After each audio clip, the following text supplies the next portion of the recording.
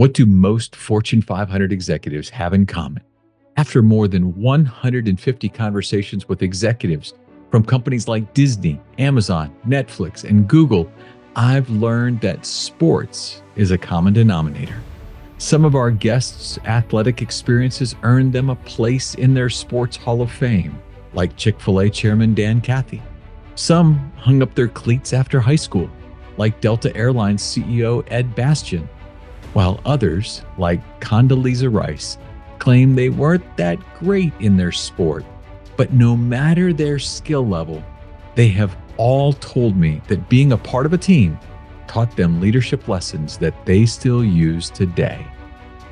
In partnership with Chief Executive Magazine, I'm your host, Don Yeager, here to give you an all-access pass to genuine, authentic, fireside chat-like conversations with today's business icons so that you can create powerful change in your organization.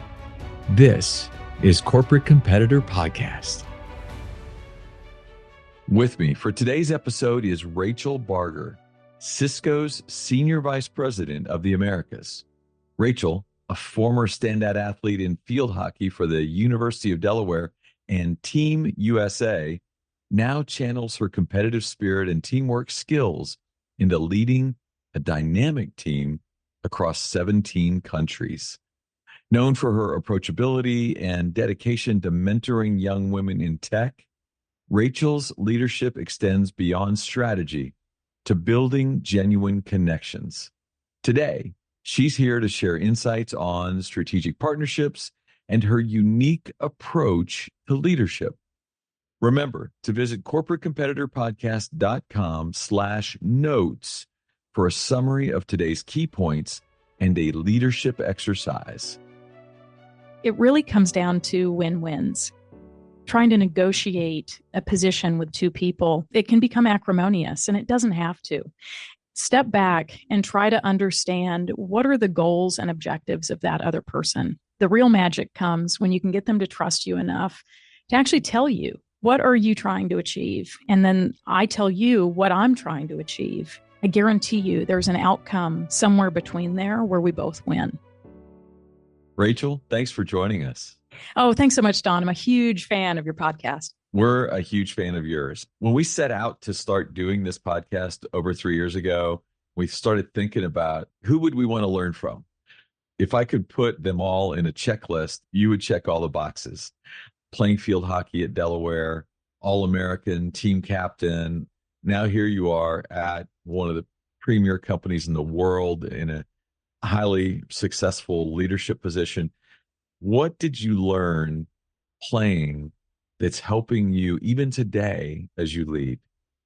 I loved field hockey. I actually started late. I only played 2 years in high school because of my injury. And I went to Delaware actually to be a chemical engineer. And I found myself in love with the sport. And I had a coach that really inspired me, but I just put in so much work. And I love the fact that you could tie the work that you did, you could see the work that you did in the results on game day or the results in practice. And the more work I did, the better I got. And the more work I did, the more I inspired my teammates. And that's actually how I became captain. Yeah, I was one of the best players on the team at that time, but I know that everybody knew that no one worked harder. No one worked harder in the off season. And that's something I've taken to business, to inspire your team through hard work. I like that. Yeah. So sports is really, I think, the foundation to my business career. I tore my ACL my senior year in high school. So I actually walked on to Delaware, had a limp when I ran and massive knee brace, how to work through from that to what I was able to achieve and the diligence that it just took. That's what really inspires me about athletes like Michael Jordan or Lionel Messi or anybody you look at. It's not the stuff that you see in front of the camera. It's the attention to detail and the time and the diligence that you spend off camera, off the field when nobody's watching. And walking on with limping on. Yeah, limping on. Taking that lesson, there were a million reasons why you could have said, I had a bad day today. I didn't have success. And those who appreciate athletics, excuses are of zero value in athletics. Yep.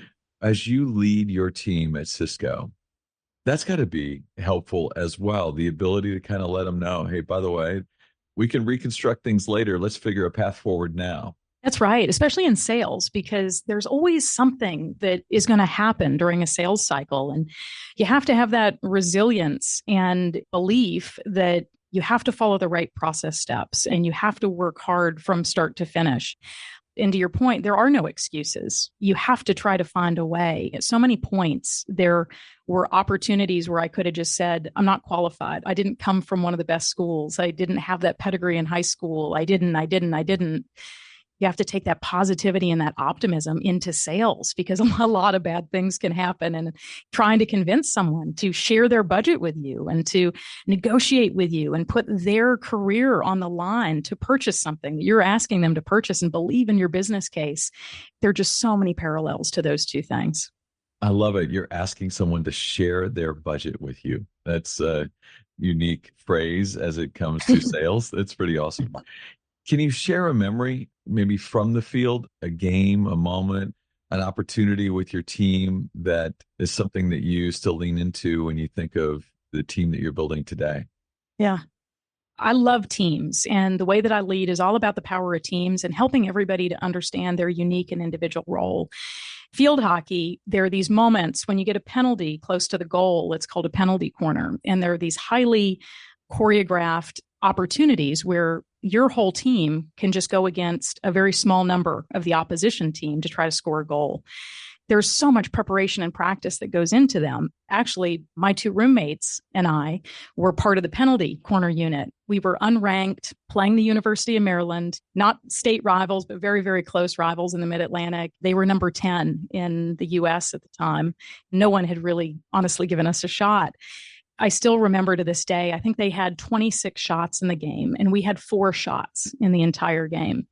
One of those shots, I was the person that was supposed to run from the side and deflect the ball that my roommate hit as hard as she could and try to get it past the goalkeeper. And we practiced and practiced. And because we were roommates, we loved playing. We would, hang out after practice and practice and practice. And I'd just run the play. If you know where to be and you know what your role is, you just need that one moment. You need that one moment to be special. In one of those 4 shots, she hit the ball, it hit my stick, it went right over the keeper, and that was the game-winning goal. And we ended up beating them 2-1. They had 26 shots on goal. They had 26 shots on goal. You had 4. Also, our other roommate was the goalkeeper, so we have to give a huge shout out to her for stopping so many shots that game. She was on fire too, but we knew our roles and we saw that moment, and that's just the epitome of sport and of business. You only have so many moments where you actually have the customer's attention to pitch to them a new solution or a response to a request for proposal. We can all practice and practice and practice what kind of objection handling we're going to do, or what key messages we want to get across, or how do we want the customer to feel when they leave the room. Mediocre sales professionals won't practice those. They'll just assume, oh, I've done the training. I know what to say. I know my customer. But the really best, they put that hard work in and they ask a colleague to come in. Well, they practice the pitch, or they'll make their team go through the demo a couple of times and make sure they've hit all the right angles. And then when you have that one moment, when you encourage the customer to ask you that right question, to really call out the differentiation that you have against the competition, that's your moment. You've done the practice. You got to strike. Wow. Practice and strike. I like it. Those statistics are mind-boggling. I don't know a ton about field hockey, but in most other sports, when somebody outshoots you by 7 times, it's not good. How do you inspire others to want to do that? Because there are a lot of people who look at that and think, man, I don't want to practice that speech. Or I want to practice that, whatever it is. Why do I need to do that? You almost can't make them do it because then it's not really practice. It's Allen Iverson practice. That's right. And we don't want that. Right. I really love doing customer engagements or partner engagements. So where I can model the behavior that I'm looking for. And I take it really seriously, and I do a lot of practice.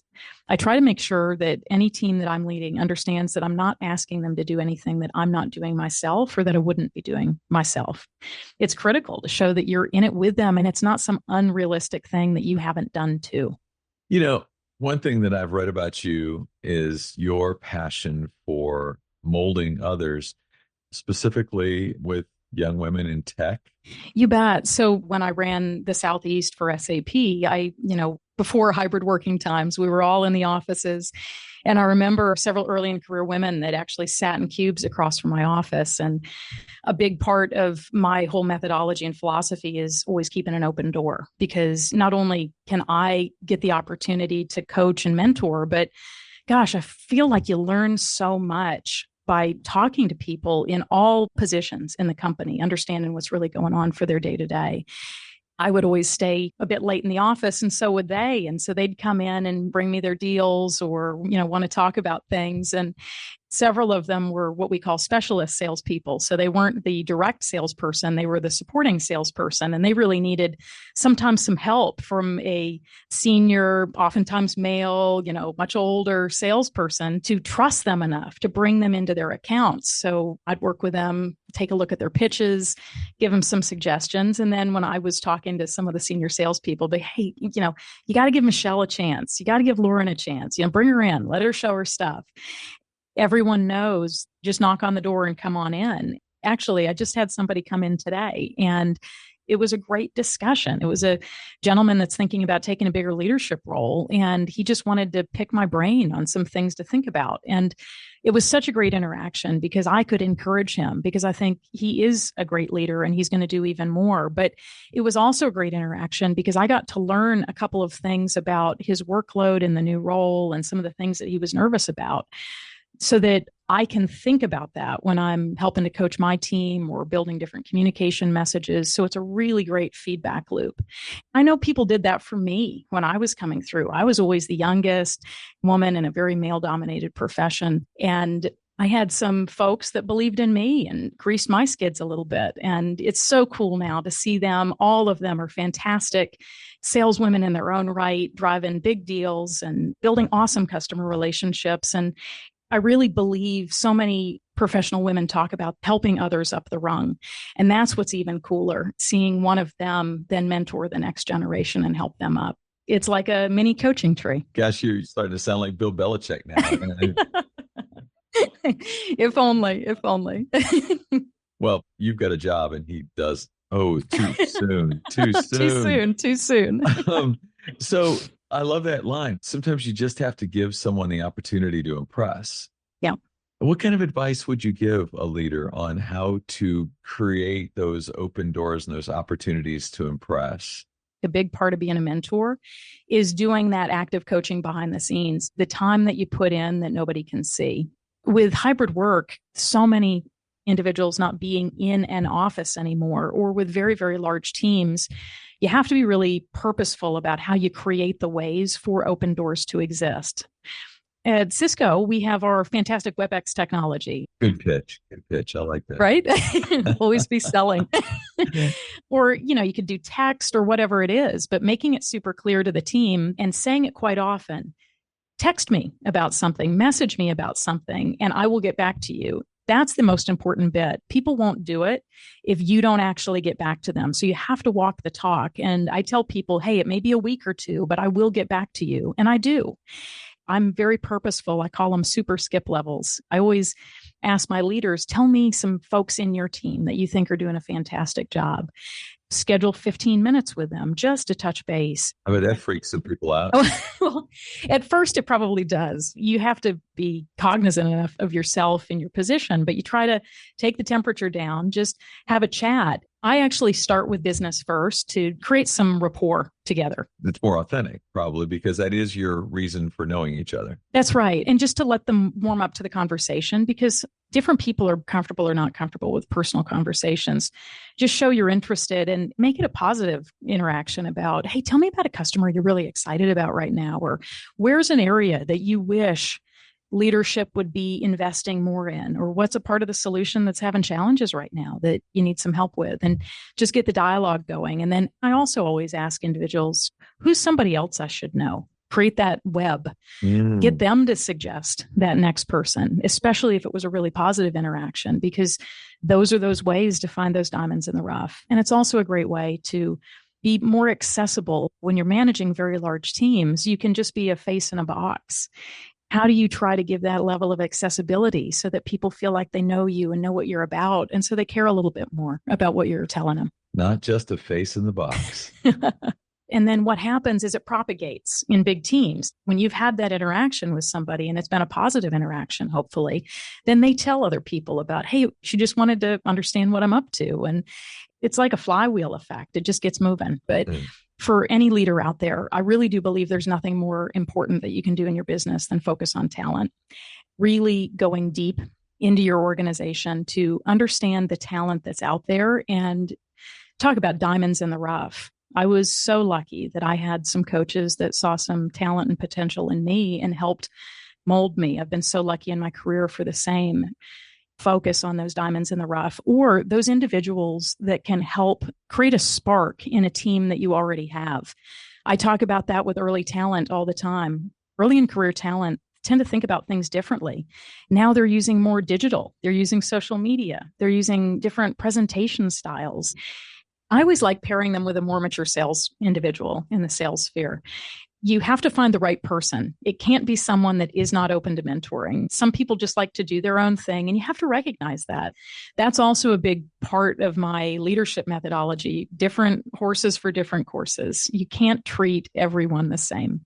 If you treated the goalkeeper the same way that you treated the center defender to the same way you treated your prima donna forward, you wouldn't get very much out of your team. So you have to understand the talent that you have and try to pair them up the right way and create super teams, people that would actually connect well together. And then that really does create a low risk environment because they have that ready baked in mentor with them. They get to learn the ropes and they get the experience of working with a salesperson that's really good at their craft. And it's a huge accelerator. Plus it's a lower risk opportunity. There's always risk, but a lower risk environment can really create amazing outcomes.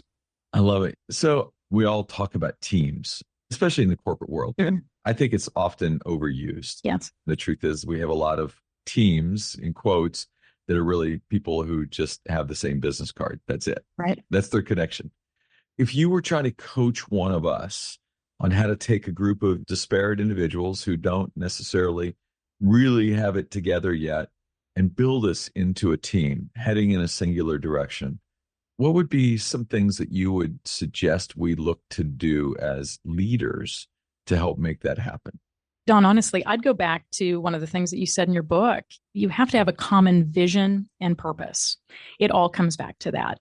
And it has to be something that's accessible to everyone in the team. That's such a big word right there that people miss all the time.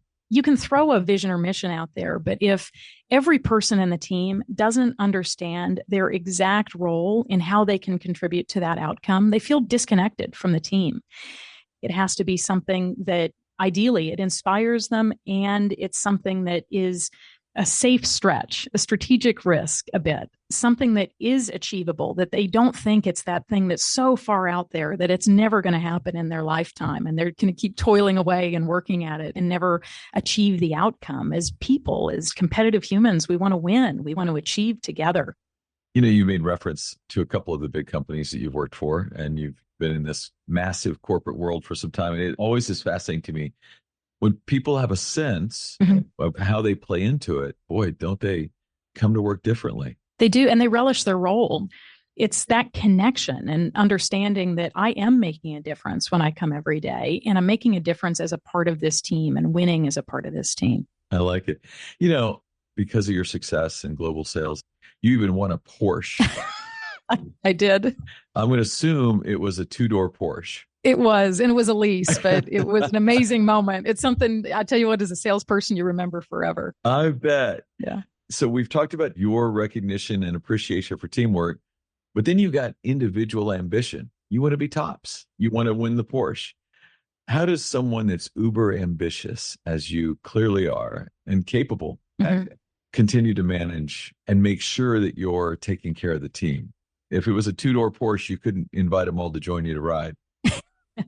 No, but there are other ways. I always played team sports. So my mind always works about the team winning. So even in those moments, yes, I was the salesperson, but I tell you who is every bit as impactful in my winning was my pre-sales engineer. We were the first 2 women to ever be a pair and win, which was so fun. I got her a gift certificate, rented her a Porsche for the weekend. She ended up taking her nephew out. Did you guys race? No, we didn't. Dang. That would have been a good idea. And it's also legal counsel that helped through the process. When I was a rep, I always made sure I sent champagne after a big deal, or the email that you send out afterwards that talks about all the people that were involved and making those personal calls. Create the team out of the individual achievement, make everybody feel like they're a part of it. Yeah. I mean, how many quarterbacks do you see buying whatever it is they're buying for all their offensive linemen? Absolutely. They know who's important. They know who keeps them standing up. That's right. Absolutely. I love that pre-sales engineer. You got her a Porsche for a weekend. That's awesome. So as you think back to coaching and mentoring at Delaware or in your athletic career, is there someone who was extraordinarily important, who really poured into you, that you would call out and share with us a little bit about what it meant to have that person who took the limp on and helped her believe? Absolutely. So when I hit my sophomore year, we had a brand new assistant coach, a lady named Val Coyle, a young assistant. She had just finished playing herself at Rutgers, and it was the same sort of level of field hockey power as Delaware, so not in the upper echelon. And she actually made the U.S. national team herself. She really inspired me, and she saw hard work in me. I thought she saw discipline in me and the interest in being better. She inspired me that I could do it too. She would do extra practice sessions with me. She would watch film with me, and I ate it all up. I kept going after more and more because I started to see the outcome of all that hard work. And I really don't think that I could have achieved what I achieved in field hockey without her seeing that diamond in the rough. It just shows what an important role you have as a coach to really change someone's trajectory, because I really do believe that sport has given me so much confidence in myself and contributed so much to my leadership approach. As a coach, you can impact somebody not just in those 4 years, but throughout their entire life. Wow. Where's she today? You know what? I think she's a teacher and a coach in Texas. Awesome. Yeah. We'll try to figure out a way to make sure she listens to this. That's great. Tell me, professionally, who's poured into you there? Who's been that person that has said, Rachel, here's the diamond in the rough I see in you, that helped give you the same level of confidence? I had an amazing mentor and boss when I worked for a company called Ariba, and then we were acquired by SAP. I've taken some risks during my career. I went sight unseen and moved to Australia to lead the professional services team there. And I was a professional services person. I was doing delivery work and selling delivery. And he saw in me that I could be a salesperson. He pushed me. I was actually at that stage a regional vice president. And instead of just letting me flip over and be a sales manager, he said, no way. You've got to start down at the bottom and work your way back up again. You got to carry a bag. How can anybody trust you or listen to you if you haven't carried a bag? I trusted him. And so I did it. And it's the best thing I've ever done. And it contributed to my management philosophy that if I had never carried a bag, I would have never cold called. And any salesperson knows how important it is to actually learn how to cold call and get a pitch ready. But a sales manager who didn't do that job might just assume, oh, wow. That's right. I mean, the whole point of being a leader or a manager is you bring experiences to bear that should help your team and coach your team. You're not just moving numbers on a spreadsheet. It's the coaching that's the key part. If you can get those reps in, then you really have that capability. You have that experience, and you can use that to lead and support and help others. Wow. So what are you working to learn today that will make you an even better leader tomorrow? Probably there are two things for me right now. I always believe that as a really good salesperson and sales leader or go-to-market leader, you really have to understand your product well. So I'm always trying to understand the latest information and the latest opportunities, whether it be AI, whether it be quantum computing, wherever it is on that spectrum, and make sure that I understand how we as a company are attacking those opportunities and providing differentiation. And then the second one, I think all great leaders need to continually work on their communication skills. That's our job as a leader, is to inspire the team on why they should take that next hill and understand how to deliver the message in a way that reaches everyone, not just a small group of people, and communicate in big and small rooms. I have the great opportunity to give a lot of speeches and discussions and just really working on how to be concise and how to, you do it so well, Don, modulate your voice and grab people in at various times and bring down the conversation a little bit, then bring a big point forward with your voice. It's all hands, all of those types of things that really bring audiences in. You're right. I mean, it's the cheat code to success is your ability to kind of pull people through story or whatever it is. Because quantum computing, AI, all of that could become Charlie Brown, blah, blah, blah stuff. Yeah, very quick. Because it does quickly leave the general space of most of us, and your ability to kind of tell the story of what it could do. That's right. The story of what it's capable of, as opposed to the technical aspects of it, really makes a huge difference. It does. Connecting it to things that people can understand and relate to. Like you said, that's the storytelling. In my research, you use the word strategic partnerships a lot to describe an important philosophy for you, just like you and your goalie roommate, understanding each other well, understanding the person you work with well. And that's more than just understanding their working capacity, I would assume. Yep. But then you have to understand what you provide them and why there's this unique opportunity that makes the partnership strategic. Yeah, I think it really comes down to win-wins. And a lot of times people say win-win, but a lot of times in a sales environment or any type of environment that you're trying to negotiate a position with two people, it can become acrimonious, and it doesn't have to. Step back and try to understand what are the goals and objectives of that other person. The real magic comes when you can get them to trust you enough to actually tell you, what are you trying to achieve? And then I tell you what I'm trying to achieve. I guarantee you there's an outcome somewhere between there where we both win. There is a negotiation style of win-lose, and some people do that. You can't have a strategic partnership that way. It's not long-term. It's not. Yeah. And how do you both wake up that next morning after the negotiation and find a way to work together to actually generate that outcome? Maybe it's my background in project delivery that really helped me to see the importance of those win-win outcomes. Sales has changed dramatically even since the time that I started, in that before the internet, or when the internet was very rudimentary, a customer needed you to explain to them your solution, what you had. Yeah, now it's all there. It's everywhere. You can't be Google anymore. You have to be a translator.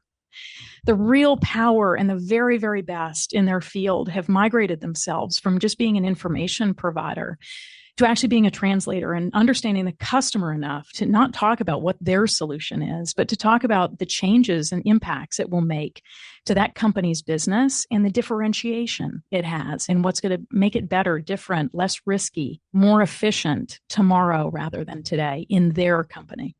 Wow. You can't be Google. You have to be a translator. You had parents who both served in the military. What did you learn about leadership and discipline from them, and how have you applied some of that into your career? I took things from both my mom and my dad. My mom is the kindest person I've ever met. I try to get close to her level of kindness and optimism. She was very optimistic. But I think the other thing is she joined the military to travel the world. She grew up in Michigan and Ohio, and she wanted to get out and get a better life for herself. So she joined the Navy and didn't know how to swim. But that didn't stop her, right? So it's that kind of optimism and strategic risk taking that I take from my mom, and openness to try the world. And my dad is the prototypical military person, incredibly hardworking. I used to watch my dad, how hard he would work at his job and how many hours he would put in, which inspired me around discipline, around attention to detail. My dad has attention to detail like no other. Those are the things that really helped me in my sports career and helped me in my career today to take that extra step. Military leadership, it's just something to be so proud of. I'm so incredibly proud that both of my parents were in the military, and I'm so proud of the work that I get to do at Cisco with our Department of Defense and national security operations. It really makes me proud to be an American, and it's so many great things that we can take forward into our careers, our lives, just for ourselves as people. Wow. Thank you. And thank your parents for all that they gave us. You're open about your athletic history and what athletics meant to you, but you also want to make sure that those who have those experiences know how to use them to make their way even into the boardroom one day, hopefully. Yes. You gave a presentation to the NFL Player Care Foundation, NFL Legends. Oh, so fun. No matter what level of sports fan you are, the opportunity to walk in a room that's got the word NFL Legends on the sign on the outside. That's pretty cool. Pinch me moment. Absolutely. Yeah. What lessons did you share with them that would allow them to think through this? How do I take what I've learned and actually apply it? Because so many athletes, are fixated on trying to get to the next level with athletics, and they're not necessarily developing their whole self. Right. What are some of the things that you shared that you think most resonated with that room? One of the things that I'd say is to anybody listening to the podcast, NFL Player Cares is an amazing foundation because so many NFL athletes, they don't play 7, 8, 9 years. They don't make millions of dollars. They play a couple years and then they have to go into normal work, but they've spent their whole lives focused on reaching that goal. Right. Less than 3 years is the average career. Which is crazy. So first I said, hey, if you can understand an NFL playbook, you can certainly understand any type of technology, any type of medical device, anything that you could try to sell. Not trying to change people, but trying to take what they already have and help them to amplify it and connect it to something else. And then also just trying to help them understand that life is a competition, business is a competition, sales is a competition, and it's about being competitive. It's about teamwork. I mean, we talk so many times, everything in business, everything in sales is about a team. If you know how to work within a team, and if you are personally competitive and competitive for your team, and if you can figure out an NFL playbook, of course, you can be a fantastic sales professional. You can be a fantastic professional in business. You just have to give yourself the chance, and you have to show that early sales skill of being a translator and translating for that company, how the skills you learned in your time going up until the point of the NFL, you can translate that into what they're going to ask you to do in your new life, in your job life. It's true. I mean, how many of them actually beat themselves down with, well, people don't think I'm very smart or yes. And as a result, they're shorting themselves. Completely. How great for you to create that energy for them. One question we've been asking the last few months, it's actually around a project I'm building, so I'm excited about it. I want to talk about the concept of momentum. We all believe we see momentum. There are moments where one team seems to have it, other doesn't, and maybe something happens that flips the switch. That's true in business too. When you, as a salesperson, sales team might be just in a role and things are great, but the enemy gets a vote too. That's right. Would you share maybe a moment when you've seen momentum professionally? Through my career, I've had a lot of opportunities to join new teams or work in transformations, take over teams that maybe weren't performing to the highest level and help them to find what was possible inside them. It really starts with the momentum. When I ran Southeast Asia business, which was so incredibly fun. It's such a great part of the world. I actually lived in Singapore at the time. Fantastic business, but wasn't performing to their potential. So the first quarter I took over the team, I gave them a stretch target that I thought we could hit. And I made them each call out one deal that they were going to close. Every single person on that entire team that they were going to close, got it printed out on a huge piece of paper. And I sent the piece of paper to each office and had one in the Singapore office. Every time somebody closed a deal, they checked it off and I told them, send me a picture. Then we started sending these pictures around of people closing these deals. And I had a race car going around for, how much was sold until it hit the finish line. And it was amazing because people saw other people winning. Because when you're in your own small environment, especially in a big team, you sometimes don't see the momentum that's happening around you. And so then you can feel alone or like it's not possible. The big part of momentum is making it accessible to everybody so that they can see other people in the team feeling momentum. And it was just such a great rally cry for the team. It made it special. It made it fun. And then we took it into the next quarter. And, it was just a really special team I had the opportunity to lead. You just used a phrase that I don't think anybody that I've ever asked this question to. This idea of making it accessible, almost like some of the other things you were talking about with culture and vision. You have to make it accessible. But by creating this idea that momentum is not going to happen without all of us. Yep. Here's my little piece of it that I can go manage. And if I do that, we do something special. That's right. That's right. That's what you say in the book too. What's the mission? Bringing everybody in so they know their unique role. Wow. Rachel, as I said, pages of notes scribbled on everything that I have. You have just lit me up today with some really fun conversation.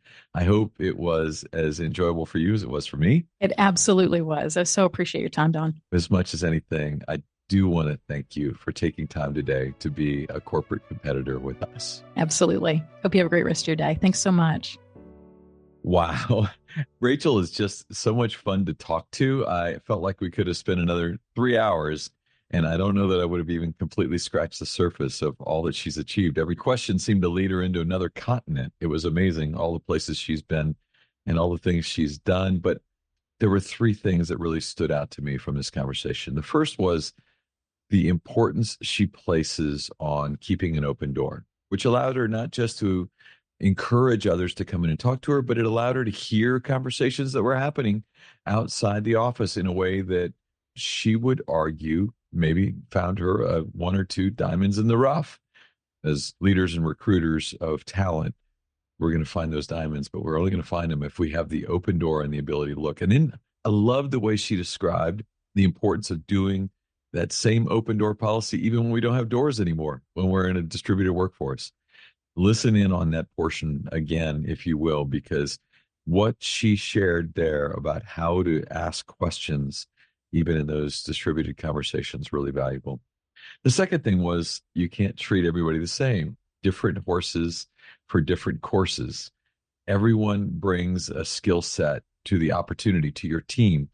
It's our job as leaders to pair up people, to put people together in ways that allow you all to run the course together and create almost little super teams of people that are working together to do something special.